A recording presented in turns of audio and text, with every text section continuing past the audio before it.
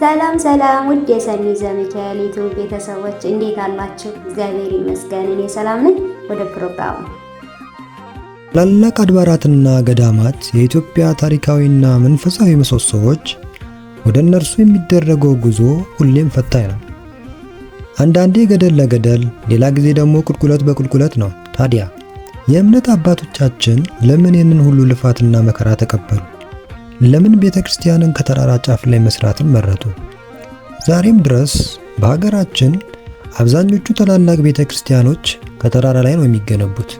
ደብር የሚለውም ቃል ራሱ በተራራ ላይ የሚሰራ ታላቅ ቤተክርስቲያን ማለት ነው።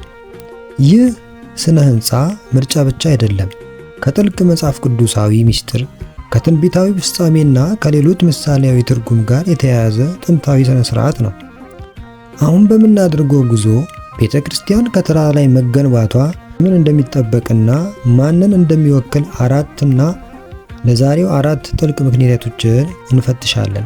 ጉዞ ረጅም ነው፣ ግን መጨረሻው የመንፈስ እርካታ ነው። እስከ መጨረሻው ተከታተሉ። በመጀመሪያ ደረጃ የትንቢቱ ፍጻሜና የአዲስ ኪዳን መሰረት። ለዚህ ታሪካዊ ልማድ ዋናው መነሻ በብሉይ ኪዳን በነቢያት አድሮ የተናገረው ትንቢት ነው። እነዚህ ትንቢቶች ለአዲስ ኪዳን ቤተክርስቲያን መሰረት የጣሉ ናቸው። የመጀመሪያው ቤቴ የጸሎት ቤት ይባላልና የሚለው ነው። ነቢዩ ኢሳይያስ ምዕራፍ 56 ከቁጥር 7 ላይ እንደተናገረው ወደ ተቀደሰ ተራራዬ አመጣችኋለሁ፣ በጸሎቴም ቤት ደስ አሰኛችኋለሁ፣ ቤቴ ለአሕዛብ ሁሉ የሚሆን የጸሎት ቤት ይባላልና ብሏል። በኦሪቱ ዘመን አሕዛብ በእግዚአብሔር ቤተ መቅደስ ውስጥ ለጸሎትም ሆነ ለአገልግሎት አይገቡም ነበረ። ስለዚህ ትንቢቱ ትኩረት ያደረገው በአዲስ ኪዳን ቤተ ክርስቲያን ላይ ነው። ቤተ ክርስቲያኗ በምድር ላይ ከፍ ብላ ስትገነባ ለሕዝብ ሁሉ የተከፈተች የጸሎት ቤት መሆኗን በምሳሌ ታሳያለች። ሕዝበ እስራኤል ያልታደሙበት፣ አሕዛብ ግን የታደሙበት ነው። ሁለተኛው የእግዚአብሔር ቤት በተራሮች ራስ ላይ ይጸናል። ኢሳይያስ አሁንም ይበልጥ ግልጽ አድርጎ እንደሚናገረው በኋለኛው ዘመን የእግዚአብሔር ቤት በተራሮች ራስ ላይ ጸንቶ ይቆማል፣ ከኮረብቶችም በላይ ከፍ ከፍ ይላል፣ አሕዛብ ሁሉ ወደ እርሱ ይጎርፋሉ፣ ሕግ ከጽዮን የእግዚአብሔርም ቃል ከኢየሩሳሌም ይወጣልና ብሎ በኢሳይያስ ምዕራፍ 2 ከቁጥር 2 እስከ 3 ድረስ ይናገራል። ቤተ ክርስቲያን በተራራ ላይ መገንባቷ ይህንን የትንቢት ቃል በቃል በምሳሌነት ለመፈጸም ነው። እርሷም የክርስቶስ አካል እንደመሆኗ በዓለም ላይ ከፍ ብላ እንድትታይ የብርሃንና የትምህርት ምንጭ እንድትሆን እና የመንፈሳዊ ጽዮን መሆኗን ለማረጋገጥ ነው። በሁለተኛ ደረጃነት የምንመለከተው የአምላክ ፈቃድና የሥርዓት መገለጫ የሚለው ነው። ሁለተኛው ምክንያት ቃል በቃል የአምላክ ፈቃድና ለቤቱ ያለውን ፍቅር ያሳያል። የመጀመሪያው በፈቃዱ የታዘዘ ሥራ ነው። እግዚአብሔር የሚመሰገንበት ቤተ መቅደስ በተራራ ላይ እንዲሰራለት ይወዳል፣ እንዲያውም አዟል። ይህ ቤተ ክርስቲያን ለመሰራት በምንመርጥበት ጊዜ ሁሉ የዘላለም ፈቃዱን ማክበር ነው። መዝሙረኛው እግዚአብሔር ያድርበት ዘንድ የወደደው ተራራ ይህ ነው ብሎ በመዝሙር 67 ከቁጥር 15 ላይ ሲል የገለጸው በአምላክ ምርጫ ነው። ነቢዩ ሐጌም የእግዚአብሔርን ቃል ሲያስተላልፍ ወደ ተራራ ውጡ፣ እንጨትንም ቁረጡ፣ ቤቴንም ስሩ፣ እኔም በእርሱ ደስ ይለኛል እመሰገናለሁም ይላል እግዚአብሔር። ሐጌ ምዕራፍ 1 ከቁጥር 8 ላይ ቤተ ክርስቲያን በተራራ ላይ መሰራት የማያቋርጥ የአምላካዊ ደስታን ያመለክታል። ሁለተኛው የእግዚአብሔር አምባ መጠጊያ ነውና ነው። ቤተ ክርስቲያን በተራራ ላይ ስትሰራ እግዚአብሔር አምባ መጠጊያ መሸሸጊያ መሆኑን በምሳሌ ታሳያለች። ጌታ እግዚአብሔር የዘላለም አምባ ነውና ለዘላለም በእግዚአብሔር ታመኑ ሲል ኢሳይያስ ምዕራፍ 26 ከቁጥር 4 ላይ ተናግሯል። ልክ እንደ ተራራ ቤተ ክርስቲያን በክርስቶስ ላይ ጸንታ በመቆም በዓለማዊ ማዕበልና በመከራ ለደከመች ነፍስ መጠለያ መሆኗን ትገልጻለች። ሎጥ በመከራ ጊዜ ወደ ተራራ መሸሸጉ ቤተ ክርስቲያን ከመከራና ከኃጢአት መሸሸጊያ መሆኗን የሚያመለክት ነው። ሶስተኛው የምንመለከተው ምሳሌያዊ ትርጉሙና የቅዱሳንን ክብር ነው።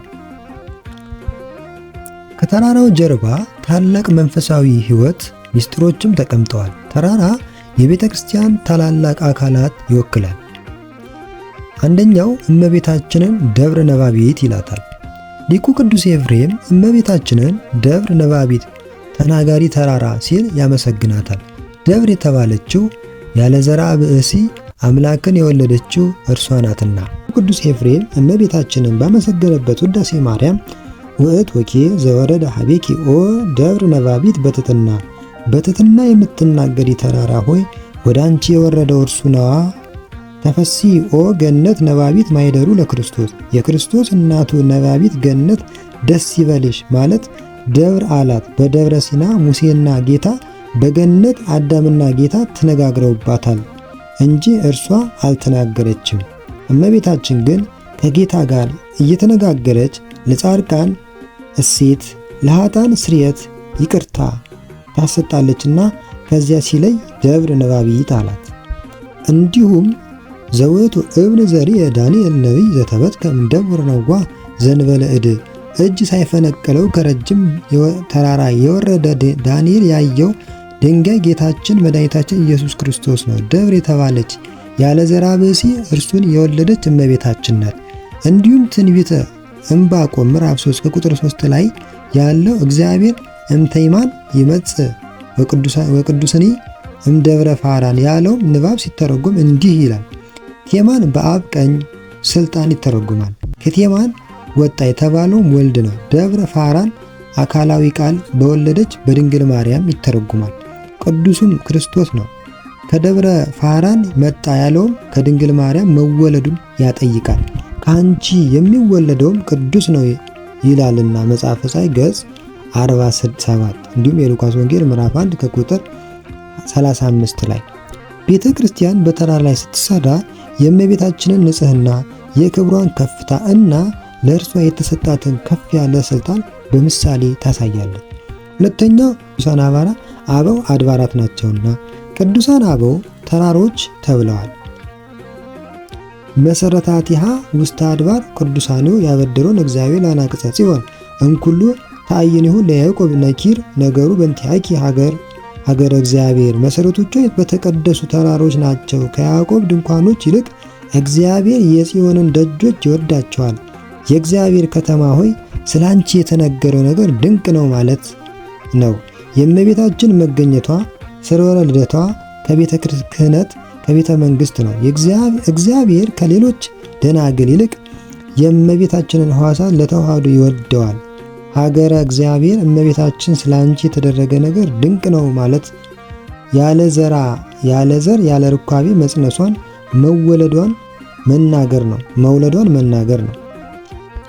ቤተ ክርስቲያን በተራራ ላይ መገንባቷ የቅዱሳንን ጽናት የትምህርታቸውን መሰረትና የእምነታቸውን ጥንካሬ ያሳያል። የቤተ ክርስቲያን አምዶች የሆኑት ቅዱሳን ናቸውና።